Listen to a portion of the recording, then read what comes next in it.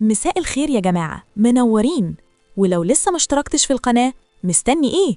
لايك الأول علشان نطمن عليك، واشتراك علشان اللي جاي أحلى. ويلا نبدأ. تخيل تبقى معزوم برحلة خيرية على مركب فخم في نص البحر، وفجأة تشوف جريمة قتل بعينك. تبلغ الشرطة، يقولولك مفيش أي جريمة حصلت. ده بالظبط اللي بيحصل في فيلم The Woman in Cabin 10. القصة عن صحفية اسمها لو، لسه خارجة من أزمة نفسية صعبة، وبتطلع في رحلة على يخت فاخر علشان تكتب تقرير حصري. الرحلة شكلها هادي، ناس تقيلة، فلوس، هدوء. بس الهدوء ده ما بيطولش.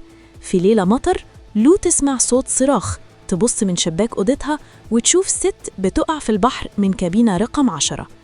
المشكلة، الكابينة دي المفروض فاضية، والست دي مش موجودة في سجل الركاب. من اللحظة دي الفيلم يتحول للعبة أعصاب. كل ما لو تحاول تثبت اللي شافته، كل اللي حواليها يشككوا فيها.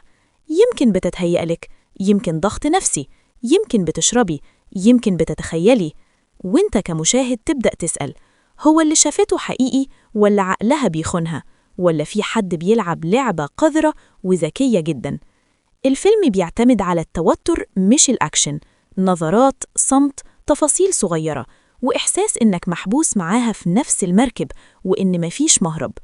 كل شخصية حواليها مش مريحة، كل ابتسامة وراها حاجة، وكل خطوة تقربها للحقيقة تخليها أقرب للخطر.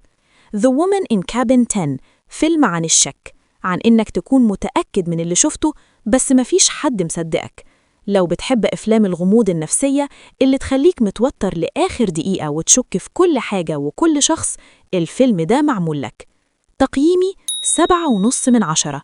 تشويق هادي، فكر ذكية، وأجواء تخنق بس ممتعة. ولو شفت الفيلم وعندك رأي تاني عنه، اكتب لنا في التعليقات. سلام.